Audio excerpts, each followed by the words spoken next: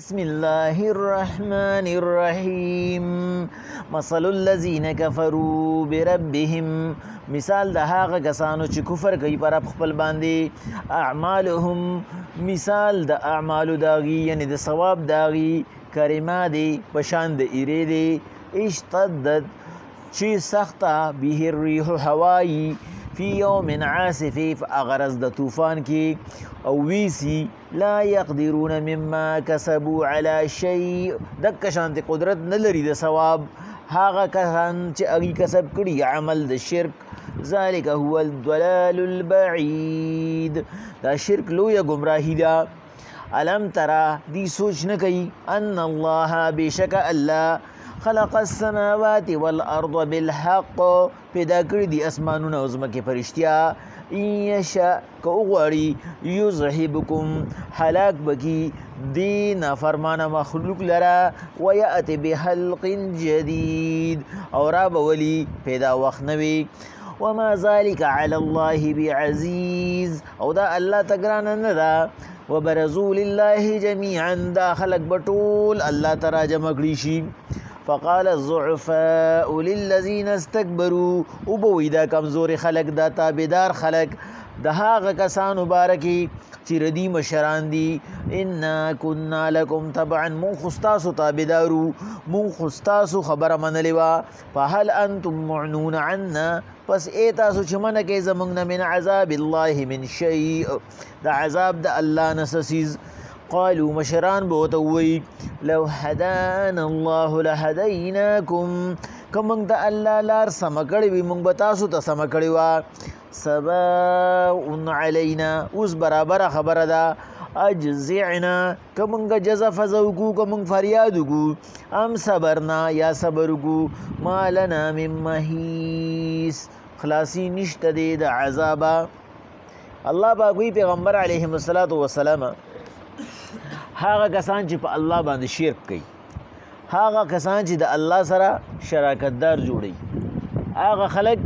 چې هغه د الله د قانون په ځای باندې د الله د مخلوق قانون مني د الله پاک بنسبت باندې د هغه د عمل مثال دا سي دي چې لکه ایره پرتی او تیز هوا پیرا شي ویلوزي دغه شانتي د هغه د عبادتونم دي لکه پښتانه چې وی هندوستړي خدای ناراضه دغه کار دی داږي ای کزان ارسم رستړي ک اغي د دنیا په ګډ ګډ کې هر یو انسان ته ویلفیر سی ضرور سي اغي ولا علاج مفت کی اغي ولا رزق مفت کی د انسان د اطمینان کم سيزي هغه ولور کی خو چې کله په الله باندې ایمان نه نو چا د پاره کوي الله فاکوي دی ارسمره نیک شومنګ دا خبره کو کنه اکثر چیرې دا غیر مسلم چې دی د مسلمانانو نه زیات خدا ترستی دا غیر مسلم چې دی په انسانیت کې دی مخ کې دی د انسان ډیر زیات لحاظ کوي او د انسان ډیر عزت ساتي وجه صدا مفسرین لګي په دې باندې پوره تحقیق کړي چې دا هغه وجه دارا چې په دې کې ایمان نشته نو شیطان هغه دی منی کینا ځکه چې د شیطان څه کار دی د شیطان کار دی انسان له نقصان ورکول او دی ښکارا نقصان کوي ځکه چې الله پاک وایي چې کله دی زما قانون نه مني نو دی رچا د پاره دا کوي چې د چا د پاره کوي هغه دی ولا په دې باندې ثوابونه ورکي او الله پاک وایي چې چا احسان پرې د منا نو په دنیا کې چې هغه څومره لګي دوره ولا الله سیوا کوي چې څومره لګي دوره ولا سیوا کوي یعنی دا الله پاک هایلایټ کوي مونږ ته چې ستاسو هغه د ثوابونه ستاسو هغه بدلی هغه په آخرت کې داسې جمع کیږي لکه څنګه چې د غیر مسلم خلکو لره زړه مال سیوا کوم پسې سیوا کوم چې هغه زما په مخلوق لګي نو چې په مخلوق لګي ول بدلی په دنیا کې ختمه کوم چې آخرت ته بدله پاتې شي الله وایي د دې هغه ټول اعمال مثال پشان د ایری د جته ز هوا پیرا شي وېسي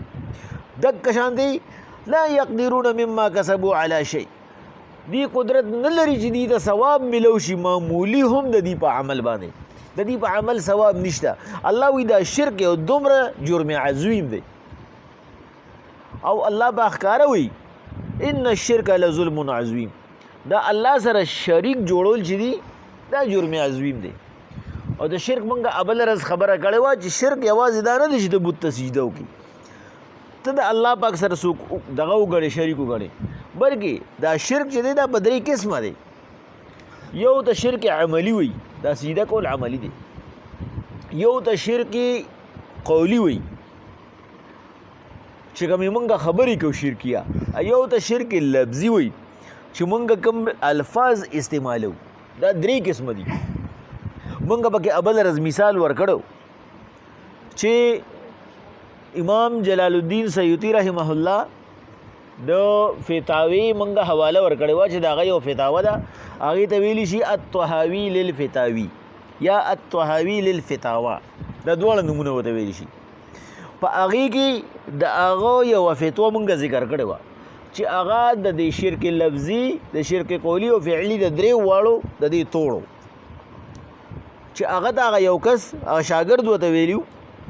چې یاره زما استاد دی او هغه وایي دا خبره راته کوي چې کم یو کس علم منطق نی ویلي هغه زه عالم نه منم. او د منطق باره کې مونږ ویلو دا د خبرو کولو د ازده کولو د خبرې اترو د ازده کولو یو علم دی، لکه څنګه چې خلک LLB کوي او هغه بیا په قانون باندې پوهېږي، خبرې تا وایي راته وایي دروغ بیا په ښکلې طریقه باندې وایي. نو دا منطق چې دی دا هم د ذهن د کلاولو یو علم دی. نو هغه ورته وایي ستا د استاذ کافر دی. په دې باندې د هغه دور عالمانو هغه ته ووایي چې به ځینې سړی خو داسې چې که هغه هر څه وایي نو د هغه الفاظو له خلک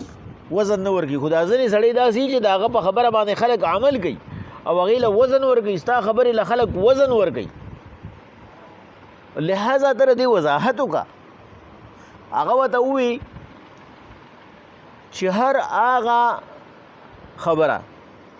چې هغه د الله پاک د طرف نه صریحا نی بیان، ښکاره نی بیان، او ته د هغې تعبیر وباسې نو هغه د الله پاک په ذات کې شرک لفظي شو. تا د علم دعوه وکړه، لکه که دا علم د منطق دومره اهم وي نه الله به پیغمبر ته وایي چې د منطق علم یې زده کړه نو بیا پس د هغې نه اشاعت کوه. پیغمبر به خپلو صحابو ته ویلي چې د منطق علم یې زده کړې نو پس د هغې نه به زما حدیث خوروئ، او صحابو به امامانو ته ویلي چې د منطق علم یې زده کړې نو پس د هغې نه به ګورې تاسو مسلې وباسئ. الله پاک نه دی ویلي چې دومره اهم دی. استاد وایي چې د دې نه بغیر زه دې عالم نه منم، نو مقصد دا دی د الله پاک نه د لوی علم دا وکړي چې الله وایي دا دومره ضروري نه دی او دې دومره ضروري ګڼي. نو چې الله یو څیز ضروري نه ګڼي انسان یې ضروري ګڼي، دا شرک لفظي شو. نو زمونږ ته یې په هغې کې ما تاسو ته ویلو، ما تاسو له مثال درکړو په هغې کې چې مثلا دا یو ښکلی مثال دی چې زمونږ اکثر خلک چې کوم دی سیاسي خلک هغوی وایي دا مولیان وایي چې حدیث مبارکه دی چې 80,000 مولیان به د دجال نه مخکې رواني نو هغه دا سیاسي مولیان دي که نه. نو دا حدیث خو صحیح دی چې الله داسې ویلي دي، خو الله د هغې نښې نه دي بیان کړی چا به کوم مولیان وي. الله وی ما ته معلوم دي، ما ته پته چا به کوم مولیانی، چا به د هغې نه مخکې رواني. تا له خو د مولا د علم قدر پکار دی، تا ته خو ما ویلي چې دا د علم د هغې قدر وکړه. بیا خو دا ما ته پته الله پاک وایي تلک الرسل فضلنا بعضهم علی بعض، دا چې تیر شو دا انبیا و چې ما بعضې له په بعضې باندې فضیلت ورکړی دی. په څه مې فضیلت ورکړی دی؟ بعضې داسې دي کلم الله چې الله ورسره به مخامخ خبرې کړي دي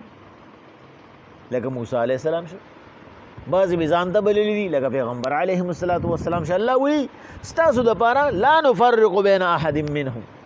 تاسو په دې پیغمبرانو کې په یو کس باندې هم تفریق نه کوئ، جدایي به پکې نه راولئ چې دا غوره دی او دا غوره نه دی. نه، هغه زما کار دی،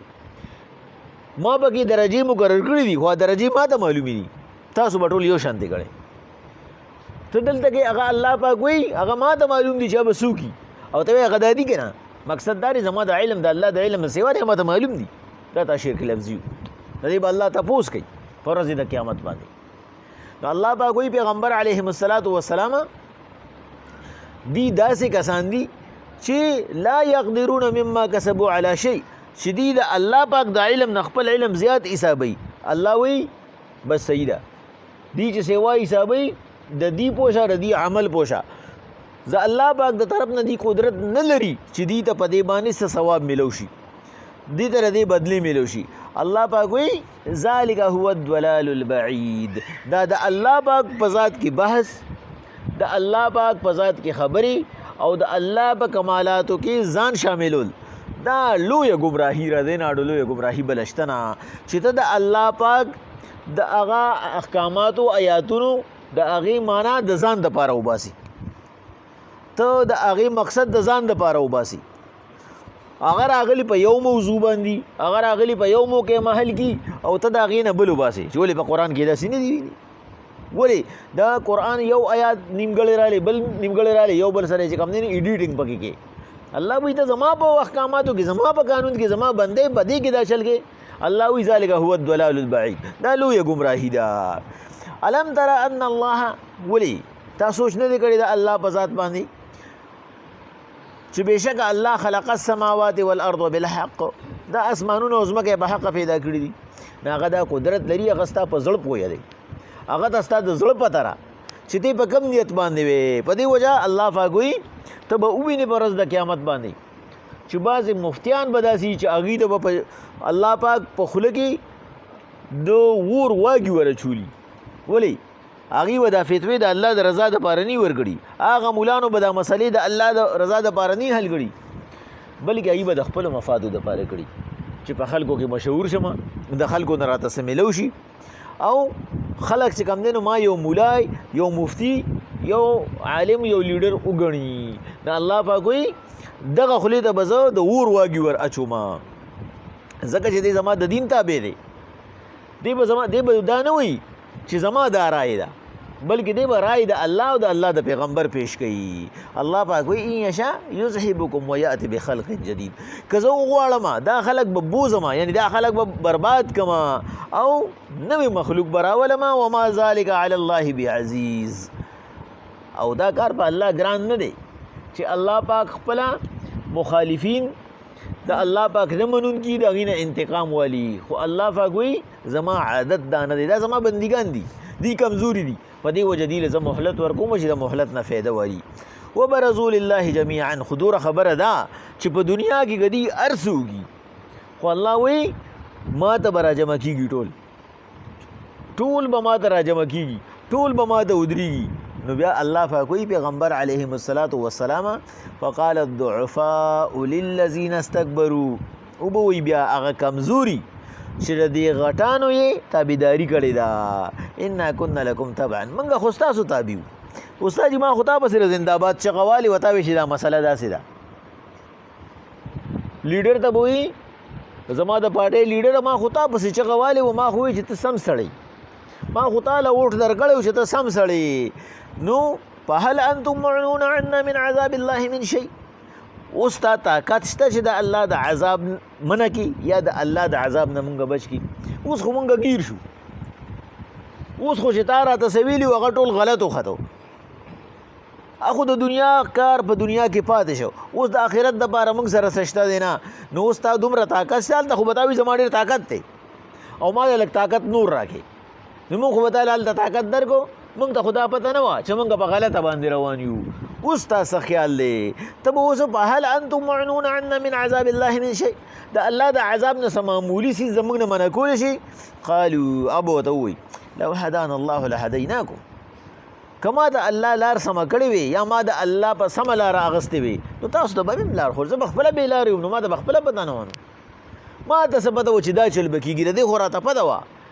چیرې زه غلط کار کوم ستاسو نه غلطه لاره ستاسو غلطه په طریقه باندې وراوړم خدا پته راته نه وه چې د غلطې طریقې به الله زما نه تپوس کوي زما ایمان کې دومره زیات چې کوم دی نو محکموالی نه و زما عقیده دومره محکمه نه وه چې ما په دې خبره باندې یقین ساتلی وي چې الله حاضر ناظر دی والله به زما نه تپوس کوي نو که چېرې ما په خپله باندې سمه لاره مونته وي زما عقیده روغه وي زما ایمان روغ وي نن به ما تاسو هم په سمه لار روان کړی وي الله پاک وایي دی به جګړه کوي